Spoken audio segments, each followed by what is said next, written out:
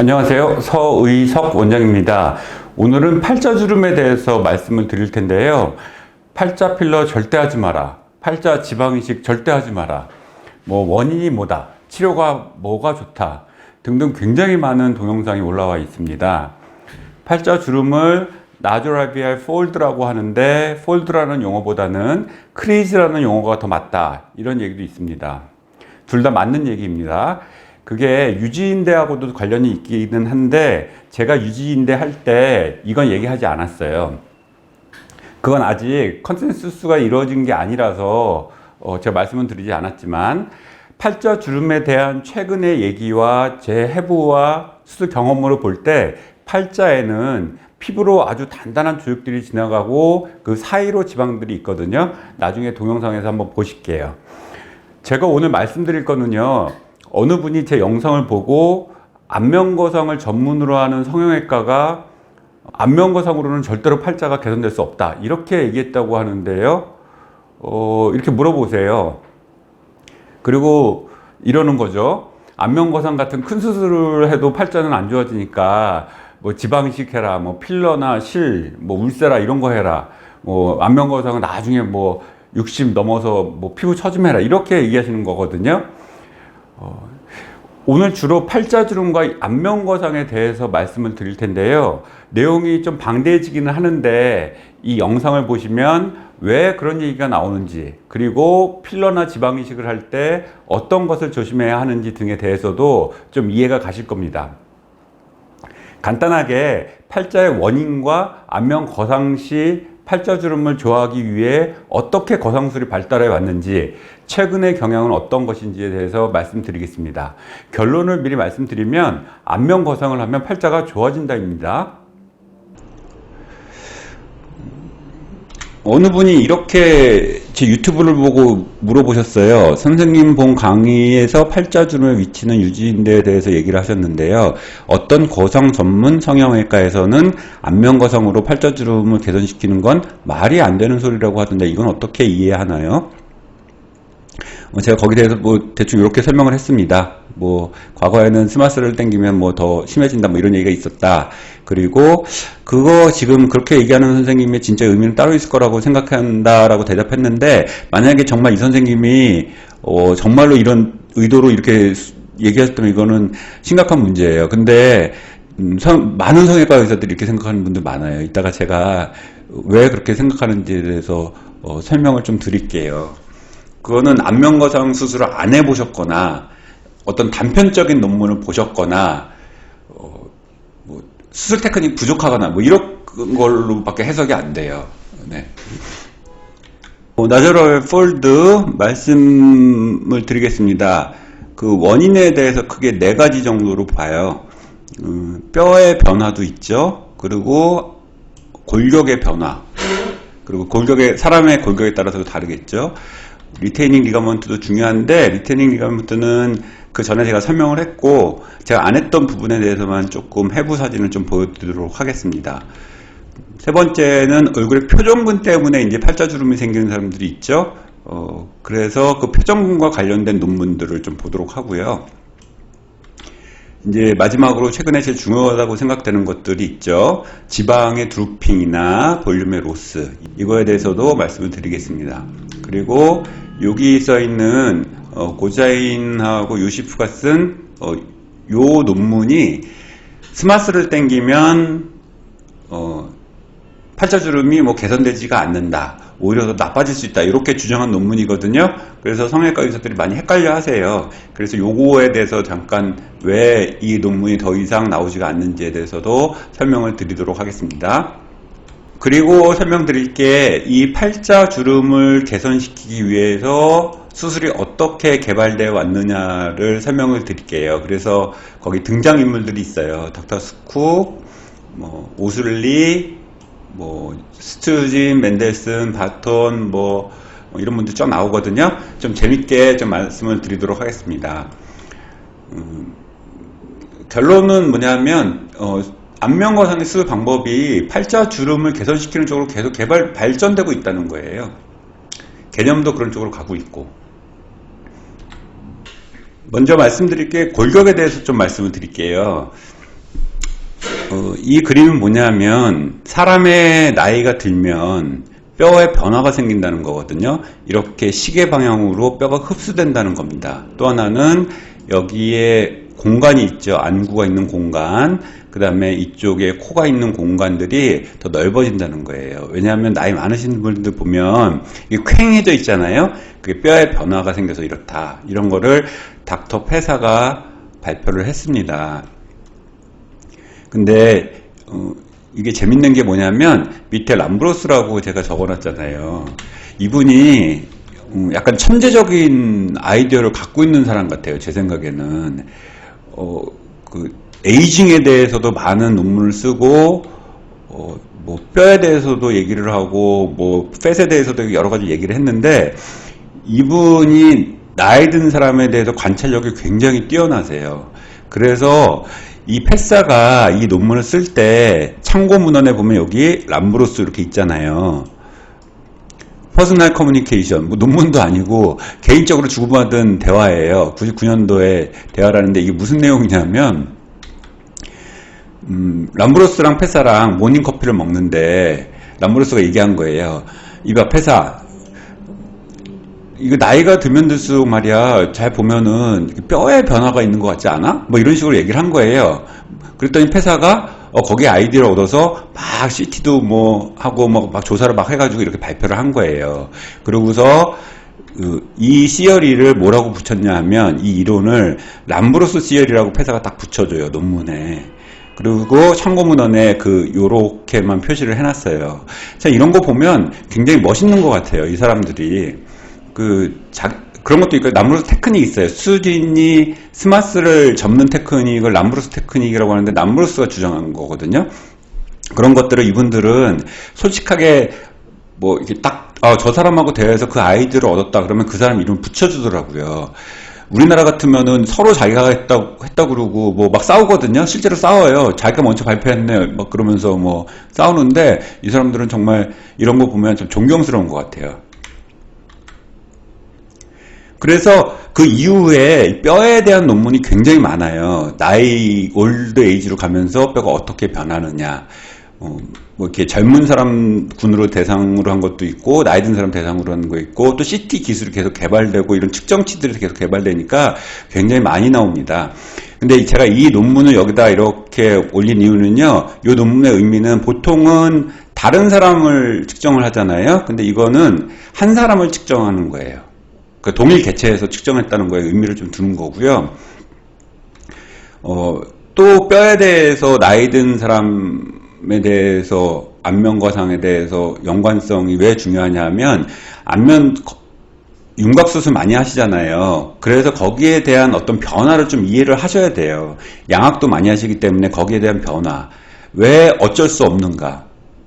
뭐 안면 윤곽수술을 하면서 그 다음에 뼈가 이동되면서 그 유지인대들의 어떤 변화, 그 다음에 팻들의 어떤 변화들을 어쩔 수 없다는 거를 이해를 하셔야 돼요. 그래서 안면 윤곽을 하는 선생님들이 굉장히 안면거상에 관심이 많고 어떻게든지 얼굴이 안 처지게 하려고 굉장히 노력들을 많이 하시거든요. 그리고 동시에 수술하는 분들도 계세요. 근데 이거는 아마 대부분의 성형외과 의사들이 동의를 하실 거예요. 안면 거상과 안면 윤곽을 동시에 수술하는 거는 저는 굉장히 반대합니다. 굉장히 위험해요. 좋아지지도 않고. 그렇게 해서 실패한 사람들도 굉장히 많이 봤고, 실제로 그거 하신 분들도 이렇게 하면 절대로 안 되겠구나 아실 거예요. 이제 조심해야 되는 수술이죠. 그리고 뼈에 대해서 정말 동양인의 뼈에 대해서 우리나라 해부학자 중에 뼈의 모양에 대해서 굉장히 연구를 많이 하시는 선생님이 계세요. 그런 거에 대해서 연부조직과 연관해서 좀 공부를 해야 됩니다. 이 논문이 그 논문입니다. 요시프랑 고세인이 쓴 나주럴베 폴드라는 논문에 요 나주럴베 폴드 쪽에는 페이셜 패티 레이라는 게 따로 존재한다. 1994년도에 발표한 건데요. 이 논문을 보면 스마스를 당긴다고 해서 팔자주름이 개선된다고 볼 수 없다. 오히려 나빠질 수 있다. 이렇게 얘기를 합니다. 근데 이분들의 참고 문헌으로 한 걸로 보면 조스 앤 르베라는 분들이 쓴 논문을 참고를 했거든요. 당연히 스마스의 미츠 논문도 참고를 했죠. 근데 조스 앤 르베라는 사람들의 논문을 상당히 인용을 많이 하는데, 그 컨트로버셜하다 그래서 스마스라는 거와 그러면서 얘기를 하는데, 그 조스와 르베라는 분이 어떤 분이냐면요, 스마스에 대해서 완전히 부정하는 사람들이에요. 그러니까 안티 스마스 컨퍼런스를 이 사람들이 막 열어서 몇 번 논문을 내요. 그거는 뭐 스마스라는 조직은 없다 뭐 그러면서 막 쫙 이런 얘기를 합니다. 근데 이분들이 이제 그거에 대해서 인용을 하고, 다만 이분들은 스마스의 존재에 대해서는 인정을 해요. 스마스의 존재는 인정을 하면서 미치 앤 페리온이는 근데 스마스가 여기서 끝난다고 뭐 얘기를 하는데, 그게 아니고 여기에 스마스가 있으면서 다른 페이셜 패티 레이어가 있다. 그래서 약간 분리되어 있기 때문에 스마스를 당기면 오히려 이게 더 개선이 안 될 뿐더러 더 나빠질 수 있다. 이렇게 주장하는 거예요. 근데 더 이상 이 논문이 안 나와요. 끝난 얘기인데, 이게 한동안 그럴듯했어요. 1994년도에 그 이후에도 제가 성형외과 전문의 공부할 때도 뭐 이런 거 보면서 막 헷갈려 했어요. 근데 지금 많은 성형외과 의사들도 이것 때문에 헷갈려 하세요. 질문도 하시고. 그러니까 이거 지금 이거 생각하시면 안 돼요. 어쨌든 나조라비알 쪽에 이런 해부학, 조직학 나온 거는 굉장히 많아요. 심하게 얘기하면 매년 나오는 것 같아요. 뭐 짜증날 정도로 많아요. 예. 그래서 뭐 이거는 그냥 그림 좀 잘 나왔길래 보려고 한 거고요. 나머지 뒤에도 좀 잘 나온 그림을 좀 보도록 할게요. 이거 굉장히 잘 해부를 했죠. 이게 이렇게까지 자세하게 방내하는 거 난 처음 봐요. 참 어떻게 해봤는지 정말 신기한데, 어쨌든 이 근육들이 다 이렇게 붙는 모습, 그 다음에 조직학 이런 것들을 다 설명한 논문이에요. 그중에서 잘 되어 온 걸 좀 제가 가져온 거고요. 2020년도에 최근에 나온 논문이에요. 여기도 마찬가지죠. 여기는 뭐 마이크로 CT라고 그래가지고요. 팔자주름에 있는 부분을 아주 이렇게 또 CT도 찍고 뭐 해부도 하고 조직학도 만들고 뭐 이렇게 해서 다 했어요. 뭐 그러고서 또 나름대로 이론을 주장합니다. 이거 해부학자가 쓴 논문인데요. 임상하는 사람은 아니죠. 뭐 나름대로 이론을 또 주장을 합니다. 뭐 그냥 뭐 그렇다. 그렇구나. 임상하는 사람들은 이렇게 이해를 하면 됩니다. 그걸 또 자기가 응용하면 되는 거죠. 표정주름하고 관련돼서는 당연히 이제 중요합니다. 표정주름에 관련돼서도 팔자주름이 생기는 거니까. 이 논문은 제가 왜 가져갔냐면요. 이거는 오스트리아에서 나온 논문인데, 여기도 이렇게 다 잘라가지고 다 조사를 했어요. 근데 이 조직학을 잘 보면요. 이거는 다른 조직하고 좀 다르잖아요. 다른 조직은 칼라로 좀 나오고서 나는 맨날 봐도, 설명 봐도 무슨 염색 그래가지고 봐도 그런가 보다 이렇게 보는데, 이거는 흑백으로 했는데도 무슨 꼭 전자현미경으로 본 것 같이 이렇게 해놨어요. 그래서 내가 이게 궁금하더라고요. 이게 어떻게 이런 것들이 나오느냐. 이거 팔자에 대해서 이렇게 조사하다가 옛날에 팔자에 대해서 발표할 때 찾았던 건데, 이게 스마스를 연구하면서 그쪽에 페이스 넥 쪽에 어떤 그 조직학을 한 건데, 티슈 플라스티네이션이라는 테크닉 가지고 이걸 한 거라고 그러더라고요. 그래서 요거를 제가 한번 찾아봤었어요, 옛날에. 이게 어떤 건지. 근데 여러분들 인체의 신비 아시잖아요. 그게 이거예요. 그러니까 확 얼렸다가 뭐 건조시키고 뭐 하고 그래서 물질을 다 빼고 뭐 해가지고 뭐 해서 이렇게 딱 조직만 남기는 거라는 테크닉입니다. 그래서 인체의 신비가 요거를 이용한 거라고 그러더라고요. 이거 근데 윤리적으로 굉장히 논란이 많죠. 지금 중국에 그 공장이 있는데 사체도 좀 어디서 가져오는지 좀 불분명하고, 근데 보시라이 랑 불륜에 있던 아나운서 사라진 게 이거다라는 얘기도 있고, 그런 얘기 막 들어보셨죠? 여기랑 또 관계된 얘기였었어요. 그래서 그거를 찾아보면, 이걸 딱 치면 이 사람이 나와요. 이 사람이 지금 중국에서 스폰 받은 게 아니고 하여튼 중국 공장에서 이 사람이 하면서 하는 거거든요. 이 사람이 굉장히 논란이 많은 아나토미스트라고 얘기를 하죠. 해부학자들은 싫어해요, 이 사람을. 그리고 티슈 플라스티네이션이라는 거를 제가 해봤자 하는 선생님한테 물어봤더니 그 별게 아닌 테크닉이라고 얘기하시더라고요. 그래서 아니 그게 별게 아니면은 저게 보기가 좋은데 저렇게 좀 계속 만들면 안 되냐, 맨날 염색해가지고 잘 뭔지도 모르게 하는 것보다는 저게 더 나은 것 같은데, 그렇게 얘기한 적이 있었어요. 어쨌든 저는 뭐 조직학자가 아니니까. 조직학에 대해서 제가 여러 가지를 말씀을 드렸는데요. 이 조직학에 관련된 논문들은 굉장히 많습니다. 그리고 제가 여기에 진짜 중요한 논문은 안 올렸어요. 제가 스마스 강의할 때는 그 논문이 언급이 돼 있거든요. 그 논문을 보셔야 돼요. 닥터 마키가 쓴. 그거를 이해를 하셔야지 그게 임상에 제일 와닿습니다. 수술할 때 그걸 다 이용할 수 있어서. 그래서 제가 지금 보여드린 거는 그냥 이런 게 있다, 이런 게 많다, 이런 거 보여드리는 거지, 이걸 다 믿으라 그 얘기는 아닙니다. 그 다음에 이제 팔자를 얘기할 때 이 팻 컴파트먼트가 굉장히 중요합니다. 이게 닥터 롤이랑 아까 나왔던 저의 패사거든요. 이분들이 2007년도부터 얼굴층에 있는 지방층에 대해서 굉장히 연구를 많이 했어요. 아직까지 연구를 많이 하고 계시고, 그리고 그걸로 인해서 우리가 시술하는 것들이 많이 변했죠. 안면 거상도 이것 때문에 더 잘 이해를 할 수 있게 되었고, 그리고 이거는 따로 공부를 하셔야 돼요. 이거 팻 컴파트먼트에 대해서는. 그리고 그 이론들도 굉장히 많아요. 이분들이 이걸 발표하면서 거기에 대해서 또 수많은 다른 논문들이 거기에 대해서 따라 붙어요. 뭐 CT로 이걸 조사해봤더니 뭐 나이 든 사람들한테 요거만 이거는 줄어드는데 이 겉에 있는 건 안 줄어든다. 그리고 이게 줄어드니까 여기다가 지방을 넣으면 될 거다. 막 이런 논문도 있고 막 그래요. 그러니까 그거가 다 맞는 얘기는 아니에요. 너무 한 곳에 단순하게 생각해서는 안 돼요. 어쨌든 제가 지금 이 팻 컴파트먼트에 대해서는 지금 간략하게만 설명드릴 텐데, 요거는 따로 이해를 하고 계셔야 된다. 왜냐하면 이것 때문에 환자들이 컴플레인하는 경우가 있기 때문이에요. 보면은 이게 중안면부에 있는 팻을 나타낸 거예요. 겉에 있는 팻을 나타낸 겁니다. 속에 있는 팻이 아니고. 그래서 이거는 제가 해부한 건데요. 이게 그 피부가 싹 벗기면 이렇게 나조라비알 팻이 나오기 시작해요. 그리고 요거를 이렇게 딱 조금 발리면 또 이렇게 아주 이렇게 막 단단한 파이버들이 있어요. 그 사이사이에 팻이 있어요. 그리고 여기가 나조라비알 팻이에요. 팔자 주름에 있는 팻 있잖아요. 그거예요. 그러니까 이거 팔자 주름에 필러 절대 넣지 마라, 뭐 지방식 절대 하지 마라, 뭐 이런 동영상 제가 보면요, 요거를 이해를 못 하시는 것 같아요.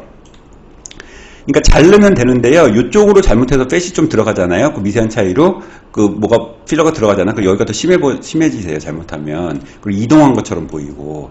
자르셔야 돼요. 그 레이어도 다르게 넣어야 되고요. 여기다 넣는 거랑 그 밑에다 넣는 거랑 테크닉도 다르고요. 그렇게 이해를 하셔야지. 그분의 영상 봤더니 아무것도 없이 절대 넣지 마라, 뭐 깊은 층에는 절대 넣지 마, 뭐 이렇게 얘기하시는데요. 그건 아니에요. 왜 그 수많은 의사들이 그렇게 하겠어요? 그냥 그 영상 보고 정말 한참 웃었는데, 어쨌든 겉에 있는 층이 이렇게 중요한데요. 다음 사진을 보면 이 깊은 팻도 있어요. 깊은 팻도 또 이 부분에 또 있고 이 부분에도 있고, 특히 우리가 수프라고 많이 들어보셨죠? 이것도 이렇게 나뉘어요. 그리고 여러분들 이거 중요한 게 뭐냐면요, 여러분들 중안면부 거상이라고 많이 들어보셨잖아요. 저도 많이 얘기를 하고, 저는 이게 간단하게 설명하기 위해서 이제 그림을 다른 거 인용하긴 했는데, 실제로 굉장히 중요한 거예요. 중안면부 거상이라는 거, 여기를 거상하는 거를 말하기는 해요. 근데 그거를 저는 두 가지로 그냥 편하게 나눠요. 수프리프트가 따로 있고 진짜로 중안면부 거상이 따로 있다, 이렇게 얘기를 하거든요. 근데 이쪽으로 들어가서 진짜로 중안면부 거상 하는 경우가 있어요. 지난주에도 실제로 그런 수술을 했고, 근데 그거는 상당히 위험할 수 있어요. 그걸 다 진찰하고 정말 잘 가야 돼요. 왜냐하면 이쪽으로 지나가는 신경들을 자기가 잘 이해를 하고 있어야지 그 수술을 가능한 거고요. 그게 효과가 있는 분들이 있고 효과가 없는 분들이 있어요. 그래서 효과 없는 분들한테 함부로 하면 큰일 나요. 그거 잘못한다고 여기 쭉 들어올렸다가요, 여기 뿔룩 튀어나와가지고 컴플레인 분이 어저께 오셨었거든요. 자기 이거 했더니 눈 더 망쳤다고. 나는 왜 그분 수술했는지 모르겠는데, 그분 얘기는 이쪽이 좋아진다고, 눈 밑에 수술하면 이쪽이 좋아진다고 그러고 수술 받았다고 그러시더라고요. 안타깝죠. 그게 이 슈퍼피셜 팻하고 딥팻하고의 관계를 잘 이해를 하고 있어야 되고, 그냥 그분이 여기만 좀 절개해서 다시 조금만 당기면 돼 이렇게 얘기했었는데 저는 전혀 다른 생각이에요. 그렇게 해서 교정될 것 같지가 않더라고요. 그분은요. 어쨌든 이 팻에 대해서 굉장히 잘 이해를 하셔야 되고, 중안면부 거상이라는 것도 여기와 연관이 돼 있다. 그리고 눈 밑으로 들어간 거에서 왜 한계가 있는 거고, 이런 것들을 알려면 이것들을 공부를 해야 되는 겁니다. 자, 이제 안면거상에 대해서 얘기를 할게요. 팔자주름하고 안면거상에 대해서. 이 스쿡이라는 분이 왜 중요하냐면요, 이분의 수술 방법이 보급화되지는 않았어요. 왜냐하면 이분의 의미는 뭐냐면 1969년도에 이분이 이런 발표를 했어요. 근데 이거는 왜 어떤 의미를 두냐 하면, 그 전까지는 나이가 들면 주름이 생기는 게 피부에 처짐이라고만 생각했어요. 그래서 그 전에 어떤 미용사나 이발사 이런 사람들이 막 잘라서 땡기고 꼬매고 막 이랬어요. 피부만. 근데 그거를 얼굴에 이 연부 조직, 피부를 제외한 연부 조직에 연관시켜서 거상을 해야 된다고 언급하고 시도하는 의사가 처음에 스쿡이에요. 그래서 이분이 아주 계속 언급이 되는 거예요. 그 당시에 스쿱은 서브페이셜 리프팅이라고 얘기를 했고, 이건 다른 분들이 그린 그림입니다. 스쿡이 그린 그림이 아니고요. 스쿡의 방법을 연구했던 분들이 그린 그림인데요. 스쿡이 들어가는 거는 여기 이렇게 들어갈 수가 있고, 이 밑에만 이렇게 좋아지게 하는 거죠. 그리고 이거 그 당시에 스쿱은 슈퍼피셜 페이시아와 딥페이시아 이런 구분이 없었어요. 그냥 연부조직 밑에 그냥 이렇게 들어가면 되더라. 그 신경 보면서 막 들어가면 되더라. 그렇게 해서 땡긴 건데 굉장히 위험하죠. 그리고 이것도 이제 스쿡의 방법을 어떤 도식화해서 그린 사람들의 그림인데 이게 다 맞진 않아요. 이게 맞아서 여기다 올린 게 아닙니다. 그냥 이걸 설명하기 위해서 그냥 올린 거지. 다른 논문이고요. 스쿱의 방법은 어쨌든 그런 데에 의미가 있지, 스쿱의 방법을 따라하거나 그러시면 안 되는 거예요. 스쿡이 69년도에 이거 발표하면서요, 엄청나게 센세이션을 했어요. 성형외과에서 놀란 거죠. 아, 저런 방법이 있구나. 그러면서 거기에 도전을 많이 합니다. 그 중에 하나가 함라예요. 이분이 1973년도부터 77년까지 스쿱의 방법을 포함해서 577케이스를 발표를 해요. 그래서 그거의 단점이 뭔가를 이렇게 얘기를 하죠. 그래서 스쿱만의 방법을 한 100몇십 케이스인가 하고 자기만의 방법을 또 이렇게 개발을 해서 얘기를 합니다.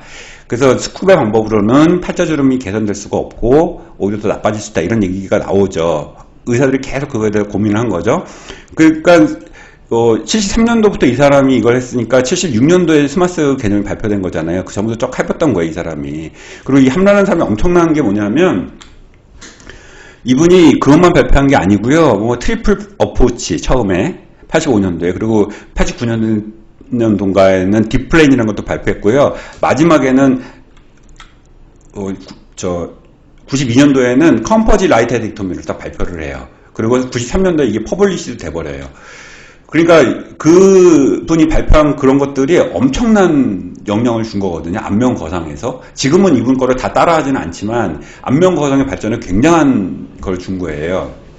그래서 이분이 최종에 주장한 거는 뭐냐면, 이 컴포지 라이트 헤드액토미라는 거를 주장했는데, 이건 어떤 의미냐면, 여기서도 들고 이 얼굴이 젊어지기 위해서는 이 눈 밑에서도 들어야 된다. 그래서 복합적으로 들어야 된다. 그래서 컴포짓이라는 단어를 쓴 거예요. 요 단어를 성형외과 의사들이 무지 헷갈려 해요. 그리고 잘못 쓰는 의사들도 있고요. 논문에 자기 컴포짓이라고 함부로 얘기해서 발표했다가 함라가 디스커션에서 엄청 비난하는 의사도 있어요. 비난받은 의사도 있어요. 당신이 말한 컴포지트는 내가 말한 컴포지트랑 전혀 다른 얘기다, 이런 얘기예요. 그게 무슨 말이냐면, 보통 성형외과 전문의들이 얘기하는 컴포짓은요,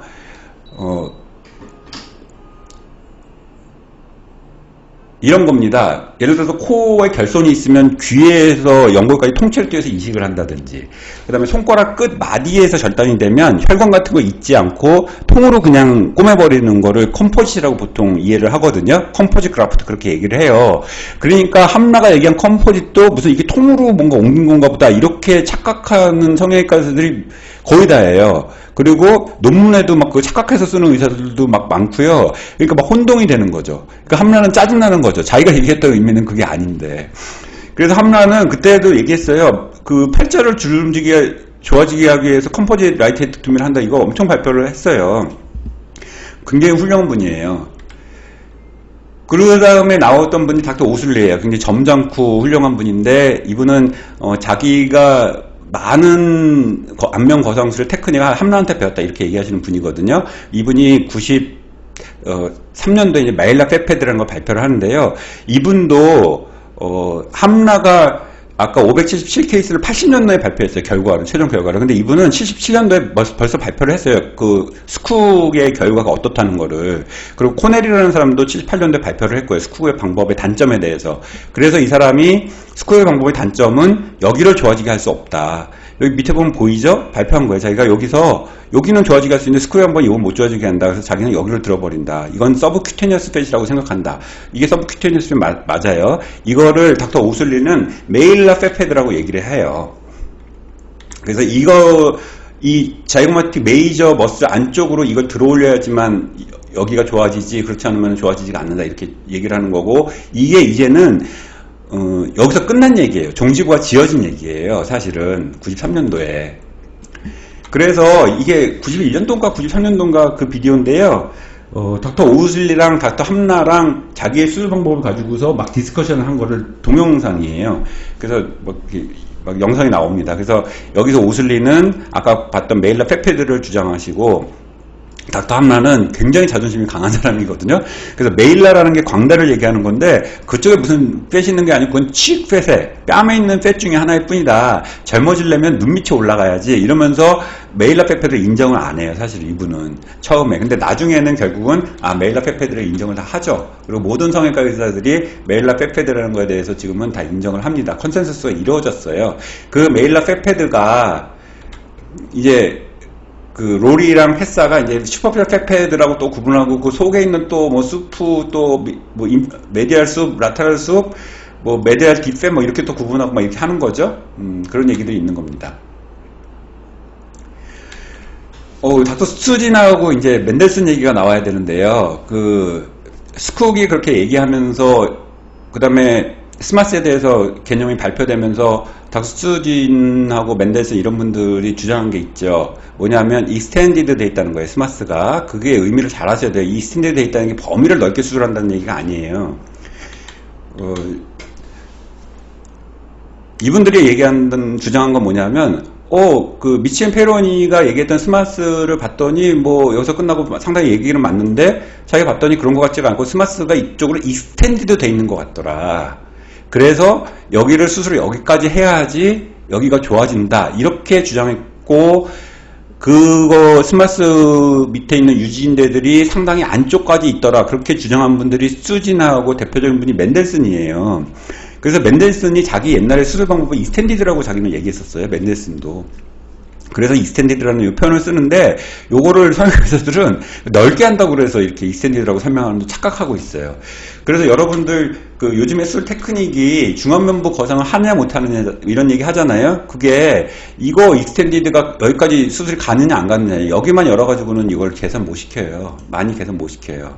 그래서 뒤에도 나올 테지만 중안면부를 개선시킬 수 있는 수술은 익스텐디드 스마스하고 하이 스마스 테크닉이에요.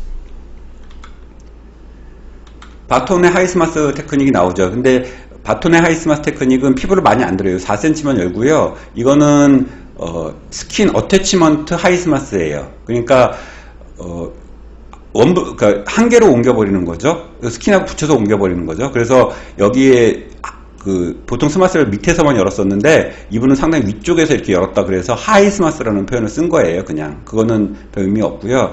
이렇게 얘기하니까 굉장히 헷갈리는 거죠. 이 사람은 스마스를 일로 들어가서 여기서 피부 밑으로 들어간다, 이렇게 얘기했거든요.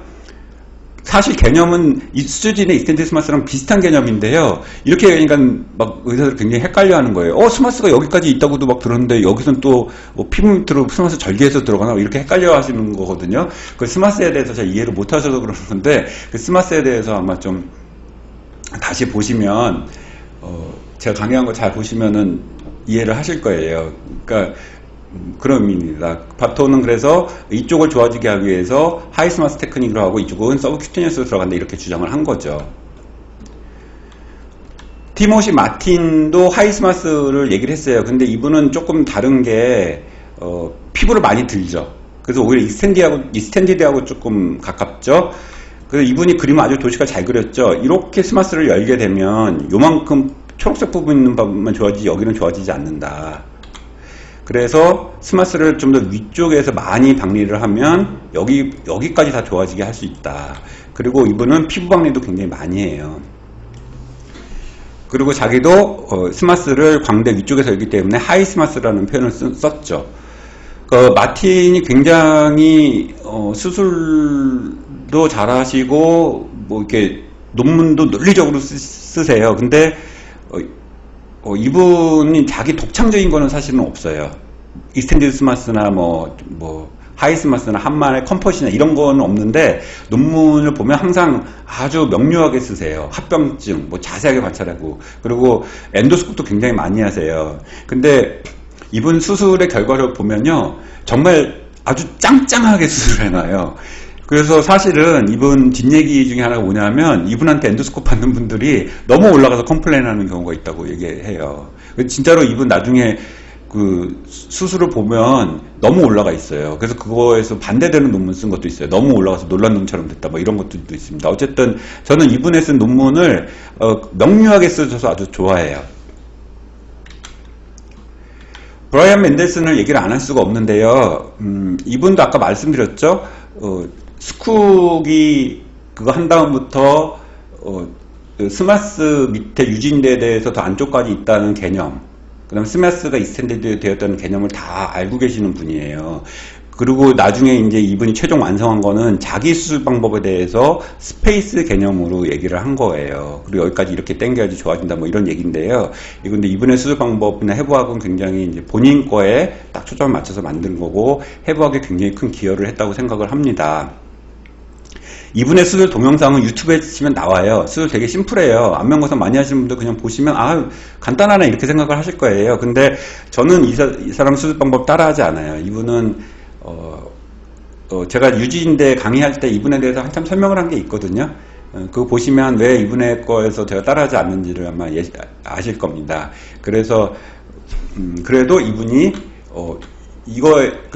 이스텐디드라는 거 스마스에 대해서 스쿡에 대해서 그리고 중안면부도 어떻게 움직여야 되는가에 대해서 얘기를 많이 하셨고요. 이분은 근데 좀 재밌는 게 뭐냐면 자기 수술 테크닉이 옛날에 92년도에는 또 이스텐디드라고 또 얘기했다가 최근에는 또 컴포지트 페이스리프트라고 본인이 얘기하시더라고요. 근데 이분이 컴포지트라고 얘기하는 거를 닥터 함라는 또 뭐라고 안 하시더라고요. 어떤 의사는 엄청 혼났는데 뭐 이분은 그냥 컴포지트 페이스리프트라고 자기가 동영상에 올려도 뭐 함라가 별 언급을 안 하더라고요. 팔자는 종류도 여러 가지로 분류를 할 수가 있죠. 그 분류에 대한 논문은 제가 못 본 것 같아요. 학회에서 몇 분이 발표하시는 거는 봤지만 예를 들어 돌출입이 있고 표정이 많은 분들이 있을 수가 있고요. 아니면 상악의 발달이 덜 돼서 그런 경우가 있고 나이가 들어서 뼈와 지방이 변화가 와서 그럴 수도 있죠. 각각에 따라서 귀족 수술이 도움이 되기도 하고 필러가 도움되는 경우도 있고 지방이식이 도움이 되는 경우도 있는 겁니다. 당연히 안면거상을 할 때도 팔자주름을 개선하기 위해서 하는 것이고 안면거상으로 부족한 경우가 있을 수 있죠. 그러면 그때 지방이식 같은 걸로 더 좋게 만들면 됩니다. 그래서 너무 한 부분만 보고 팔자주름을 치료로 논하는 것은 너무 단순한 생각이 아닌가 싶습니다. 그래서 감사합니다.